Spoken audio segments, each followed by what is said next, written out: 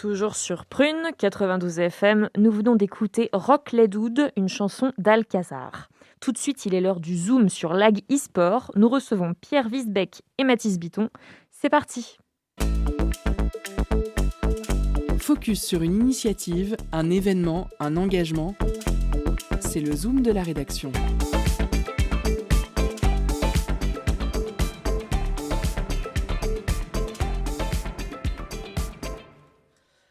Cette semaine, nous recevons Pierre Wiesbeck et Mathis Biton, tous les deux étudiants à l'IAE de Nantes et créateurs de Lag eSport. Bonjour.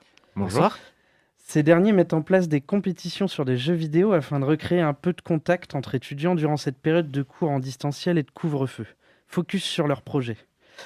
Qu'est-ce qui vous a poussé à créer Lag eSport ? Tu veux que je commence peut-être ? Je t'en prie. Alors, première chose, il faut savoir qu'on est tous les 6, puisqu'on est 6 dans Lag eSport, on est tous les 6 étudiants en licence 3 de sciences de gestion à l'Université de Nantes. Et dans le cadre de la licence, on doit obligatoirement entreprendre un projet. Ils appellent ça des projets tutorés. Et la première motivation qu'on a eue, c'était d'entreprendre un projet pour nous, et pas pour le compte d'un mandataire. Et la question qui s'est posée, c'était qu'est-ce qu'on entreprend ?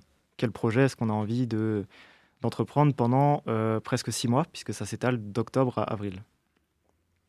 Et à la base, j'ai lancé complètement au second degré l'idée de faire une compétition e-sportive. Et au fur et à mesure qu'on en discutait, c'était l'idée qui restait le plus et qui nous motivait le plus. D'accord. Et vous y participez ou vous vous contentez de les créer, de les commenter ? Alors non, nous, on est donc la team organisateur.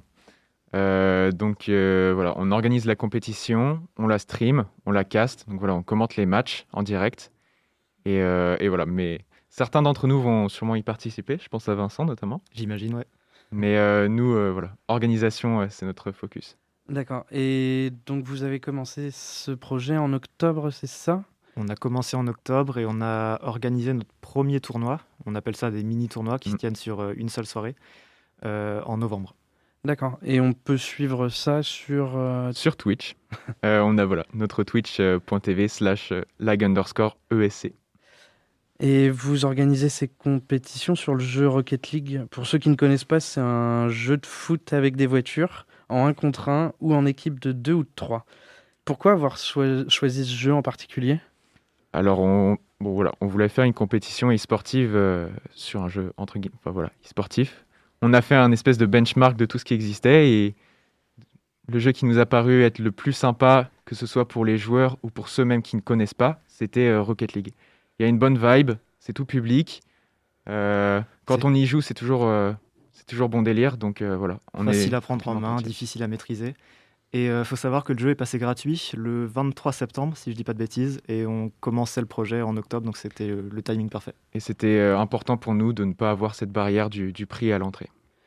D'accord. Et vous aviez déjà cette idée en créant Lag eSport et ces compétitions de le faire entre les étudiants ou c'est arrivé après ? Oui, c'est vraiment, ça faisait vraiment partie du concept de base de Lag eSport, de vraiment réunir les étudiants. Comme l'a dit voilà, le jeune homme Mathéo que vous avez interviewé tout à l'heure, c'est vrai que ce n'est pas un contexte qui est très évident. On est un petit peu entre guillemets, les oubliés de cette crise. On sait qu'il y a des potes à nous qui sont dans des CTU, dans leurs 9 mètres carrés. C'est pas très marrant pour eux. Donc voilà, l'objectif sur ce tournoi, en tout cas, qui aura lieu donc les 6-7 février, c'était vraiment de réunir les étudiants à l'origine du campus Loire-Atlantique, mais on a fini par étendre sur toute la France au vu de l'engouement que ça prenait. Vous avez combien de participants pour l'instant ? Pour l'instant, on a 24 équipes qui sont inscrites et on vise 32 équipes. Et lors des autres mini-tournois, on était sur 16 équipes. D'accord. Et il y a quelque chose à gagner à la fin ou c'est vraiment travaille. pour le plaisir de... D'accord. Alors, on a pour objectif de faire gagner des goodies ou un cash prize. On y travaille, ouais. Le faire en partenariat avec la ville, un acteur de la ville de Nantes ou... On a commencé à entreprendre certaines démarches, on est en attente de réponse. Et puis on va continuer.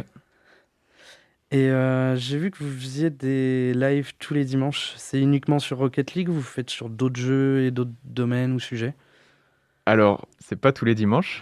Donc, on a organisé jusque-là. Donc, on a organisé des premières soirées à l'origine du projet qui était orienté communauté. Donc, on jouait à des jeux voilà, avec les membres du Discord. Par la suite, on a organisé les mini-tournois. Donc, on streamait. Ça se passait le mardi soir. Et donc là, ce qui va se passer pour le mois de janvier, on a envie de recentrer un petit peu l'attention, le stream sur la communauté. On a vraiment envie de partager, de donner la parole aux membres qui nous suivent depuis le début. Donc là, ce qui va se passer, notamment ce week-end, le week-end prochain, on va jouer des parties avec des membres, discuter avec eux, organiser des show matchs, etc. Ok. Et vous prévoyez des choses après cette compétition dans le futur, continuer l'Agisport ou pas? C'est dans les plans, ouais. On a déjà pour objectif d'officialiser un peu l'Agisport en créant notre statut officiel de l'association. On a déjà commencé à remplir les fiches administratives. Et dans le futur, pourquoi pas organiser des concours qui, cette fois-ci, ne seraient pas réservés qu'aux étudiants, mais vraiment à tout le monde. Ok. Et pour recentrer sur vous, vu que vous êtes des étudiants, comment ça se passe en ce moment pour vous cette année? Bah écoute, voilà, nous on est tous les deux en licence 3 sciences de gestion parcours international à l'IAE de Nantes du coup. Pour ma part et pour Mathis aussi, on est tous les deux chez nos parents. Ouais, on a cette chance-là, donc... C'est ça, donc niveau contact social, bon, on vit avec nos parents, donc certains diront que c'est compliqué, pour nous, ça va, on s'en sort pas trop mal. Voilà, après, on sait que notamment pour les stages, etc., c'est un petit peu compliqué de trouver. Mais bon, voilà, faut s'adapter. Et pour vos autres collègues, ça se passe bien aussi, vos 4 autres compères de l'Agisport? Alors, on en a qui vivent tout seuls dans des logements étudiants et pour eux, c'est vraiment compliqué. Niveau santé mentale, ça se dégrade, mais justement, avec l'Agisport, on essaye de l'entretenir et de se retrouver un soir par semaine à jouer, à jouer sur Rocket League ou à passer juste du bon moment juste en discutant. Oui, ça permet d'avoir un projet et des choses à faire. Et garder un semblant de vie sociale. Ouais. Ok. Et vous avez eu vos partiels là on les a eu en décembre, nous. Ouais, on a eu la chance de les passer avant Noël. Avant que la salle ne subisse le sort qu'on lui connaît aujourd'hui. Mais ouais. Ah, vous l'aviez fait en présentiel aussi Ouais, en présentiel. D'accord. Eh bien, merci beaucoup d'avoir répondu à toutes nos questions. Vous pouvez retrouver l'Agisport donc sur Facebook, Twitter, Instagram et Twitch. C'est ça, et c'est le même nom d'utilisateur sur tous les réseaux, donc lag_, le tiré du 8, ESC. Exact. Ok. Ou alors sur le site internet lagisport.fr. Merci beaucoup. Merci à toi. Et mais moi, j'avais juste une dernière question. Je m'incruste comme ça. Bienvenue. En fait, donc, vous organisez des compétitions d'e-sport, mais est-ce que vous aviez déjà fait des compétitions, vous, avant, à titre personnel ou pas du tout? J'ai déjà participé à certaines compétitions. Bon, j'étais pas arrivé bien loin, mais j'avais déjà pu voir à quoi ça ressemblait. Et sur Rocket League aussi Sur Rocket League, non. À l'époque, j'avais fait ça sur Trackmania.